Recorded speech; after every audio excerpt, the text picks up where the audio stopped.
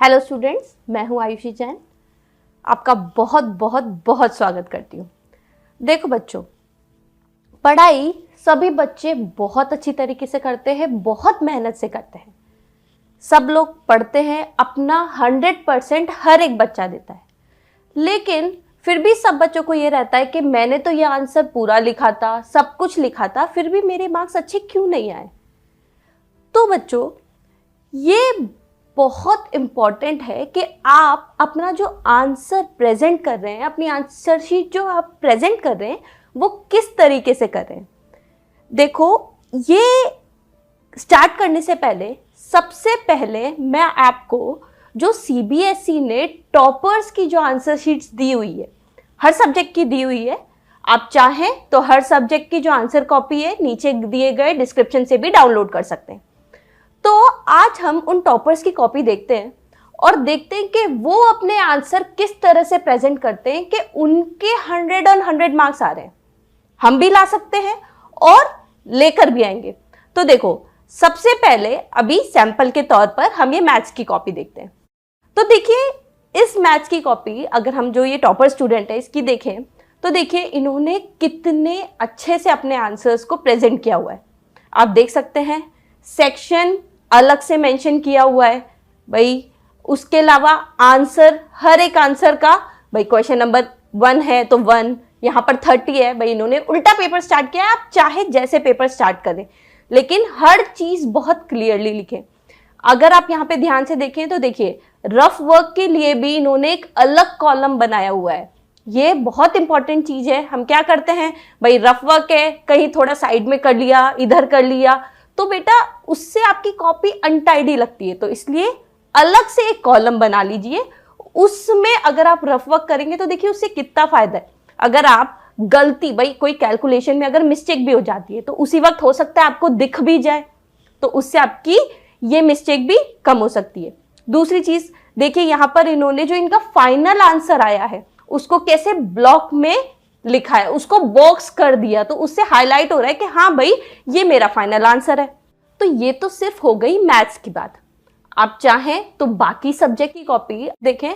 दो मेन चीज आती है आपके पेपर के प्रेजेंट करने की, उसके लिए बहुत सारी टिप्स है। वो टिप्स हम आज यहाँ पर डिस्कस करने वाले हैं।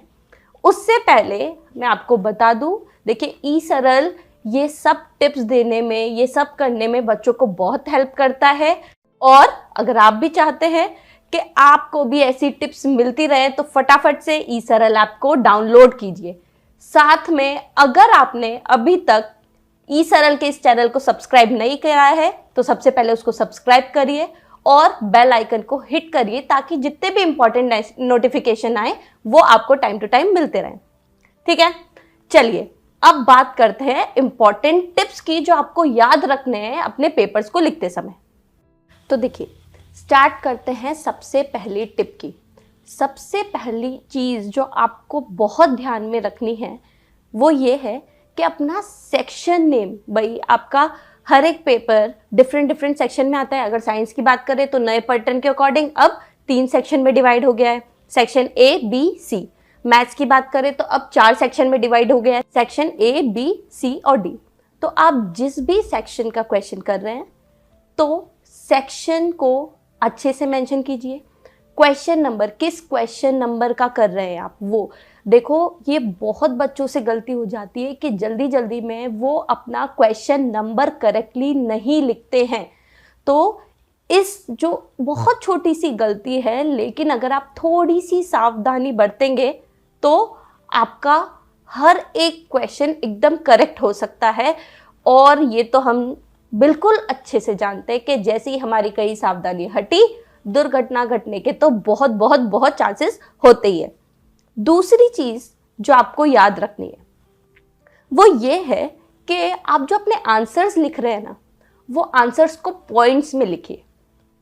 और अगर उनके भी अगर आप सब पॉइंट्स बना सकते हैं तो उनको सब पॉइंट्स में बनाइए।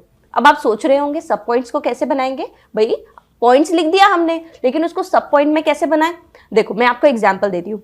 जैसे कि मान लो एक ज्योग्राफी का क्वेश्चन है जिसमें आपको क्रॉपिंग पैटर्न बताना है राइस का, ठीक है। तो आपने सब लिख दिया, स्टेपल फूड है, सब चीजें हैं। लेकिन अब उसको और सब पॉइंट में बनाने के लिए आप क्या कीजिए, जब आपके उसके क्लाइमेट के बारे में बता रहे तो क्लाइमेटिक कंडीशन का सब पॉइंट बना दीजिए। अगर आप ये बता रहे कि वो किस किस एरिया में प्रोड्यूस होता है तो एरिया ऑफ प्रोडक्शन का एक सब पॉइंट बना दीजिए। तो इस तरह से आपका आंसर और इफेक्टिवली दिखता है, ठीक है। या फिर अगर हम फिजिक्स में आपके मान लो क्वेश्चन आ गया कि आपको इलेक्ट्रिक मोटर के बारे में बताना है, तो कैसे करेंगे भाई, सब पॉइंट बना सकते हैं। कैसे, देखिए कंस्ट्रक्शन लिखिए, फिर उसकी क्या वर्किंग लिखिए, भाई वर्किंग का सब पॉइंट बना दिया, कंस्ट्रक्शन का सब पॉइंट बना दिया, डायग्राम का सब पॉइंट बना दिया, उसके एडवांटेजेस का, उसके डिसएडवांटेजेस का, उसकी लिमिटेशन का, हर एक चीज का आप सब पॉइंट बना सकते हैं। तो इस तरह से आपका आंसर और ज्यादा अच्छा दिखता है। साथ में जो डायग्राम बनाए, भाई डायग्राम बनाना बहुत इंपॉर्टेंट है। कोशिश कीजिए, भाई ये टिप ही है थर्ड, कि आप जो भी डायग्राम बना रहे हैं ना वो क्लियर बनाए, अच्छा बनाए, नीट बनाए। दूसरी चीज, कोई जरूरत नहीं है कि डायग्राम को पेन से बनाना है, ये कहीं नहीं लिखा हुआ है कि आपको डायग्राम को पेन से बनाना है। आप पेंसिल से ही बनाइए डायग्राम, पेंसिल से उसकी लेबलिंग कीजिए। और ऐसा बिल्कुल नहीं है कि आपने डायग्राम बना लिया उसके बाद वापस से उसको पेन से ड्रॉ करें, नहीं, बिल्कुल नहीं करना है। इससे आपका एग्जाम में टाइम बहुत वेस्ट होगा। ये टाइम आप आंसर्स को अच्छे से लिखने में, अपने आंसर्स को, अपने क्वेश्चन पेपर को रिवाइज करने में, भाई जो आपने आंसर्स लिखे उसको एक बार चेक कीजिए कि कोई गलती तो नहीं रह गई है, इसमें यूटिलाइज कीजिए। और एक और इम्पॉर्टेंट चीज, कितनी बार होता है कि एग्जाम में इस टाइप के क्वेश्चन आते हैं जहां आपको डिफरेंसेस बताने होते हैं। तो जब भी ऐसे डिफरेंस वाले क्वेश्चन आए, कोशिश कीजिए कि वो वाले आंसर्स को टेब्यूलर फॉर्म में डिवाइड करके लिखिए। जैसे रिन्यूएबल सोर्सेज और नॉन रिन्यूएबल सोर्सेज के बीच में अगर आपसे डिफरेंस पूछा है तो बकायदा टेबल बनाएं, एक तरफ लिखिए रिन्यूएबल सोर्सेज, एक तरफ लिखिए नॉन रिन्यूएबल सोर्सेज, और फिर अपना आंसर लिखिए। देखिए कुछ कुछ चीज़ें होती है जिसकी वजह से आपका पेपर बहुत ही नीट एंड क्लीन भी दिखता है और टीचर को पता भी लगता है कि हाँ इस बच्चे को बहुत अच्छे से आता है, इसने हर एक आंसर को बहुत अच्छे से और बहुत इफेक्टिवली प्रेजेंट किया है, ठीक है। एक और इम्पॉर्टेंट चीज़ देखो, क्या होता है कि हम आंसर लिख रहे हैं, चीज़ गलत हो गई, आदत होती है बच्चों की उसको ना बिल्कुल अच्छे से काटेंगे, बिल्कुल गंदी तरह काटेंगे। कोई ज़रूरत नहीं है ऐसे काटने की। आप उसको सिंपल से एक लाइन से भी काट देंगे ना तो भी टीचर को पता चल जाएगा कि हाँ इसने ये कट किया है, ये आगे करेक्ट लिखेगा। वैसे आपकी कोशिश तो यही रहनी चाहिए कि आप बहुत ध्यान से अपना पेपर लिखें, कोशिश करें कि कोई भी गलती ना हो, लेकिन अगर हो जाती है तो सिंपल एक लाइन से कट कर दें, ठीक है। और देखो जब आप अपने आंसर्स लिखते हो ना तो आपका जितने भी आंसर्स है हर आंसर के बाद लाइन छोड़ो, एक लाइन छोड़ो, दो लाइन छोड़ो, ताकि क्या होगा उससे जो आपका पहला आंसर है उसमें जितने भी पॉइंट्स है उसके बाद जो दूसरा आंसर स्टार्ट हो रहा है तो हर दोनों आंसर के बीच में एक गैप आएगा, जिसकी वजह से टीचर को पता लग जाएगा कि हाँ भाई यहाँ से आपका नेक्स्ट आंसर स्टार्ट हो रहा है, ठीक है। एक और इम्पॉर्टेंट चीज जो शायद रह गई थी मैं आपको बता दूं। देखो अब आपने आंसर लिखने के जो तरीके हैं हमने देख लिया कि हाँ पॉइंट्स में आंसर लिखने हैं, सब पॉइंट्स में आंसर लिखने हैं, ठीक है। तो ये तो बात हो गई भाई, हमने साइंस में देख लिया, सोशल स्टडीज में देख लिया इस तरह लिखेंगे।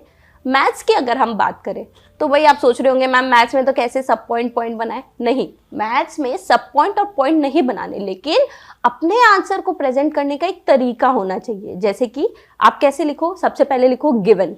भाई आपके मैथ्स में हमेशा क्वेश्चन में बहुत सारी इंफॉर्मेशन दी हुई है, उस इंफॉर्मेशन को प्रॉपरली लिखो, गिवन जो जो दिया हुआ है। वो गिवन लिखने से ना एक और फायदा होता है, आप क्या करते हैं जल्दी जल्दी में क्वेश्चन पढ़ लिया, क्वेश्चन पेपर में से क्वेश्चन पढ़ा और आंसर लिखना चालू कर देते हैं। और मैथ्स में ऐसा होता ही है कि कहीं ना कहीं उसकी वजह से कहीं ना कहीं कोई गलती छूट जाती है। तो क्या करो, प्रॉपरली गिवन लिखो, उसके बाद जो भी आपको निकालना है, टू फाइंड, टू प्रूव या कुछ शो करना है, टू शो, वो प्रॉपरली लिखो।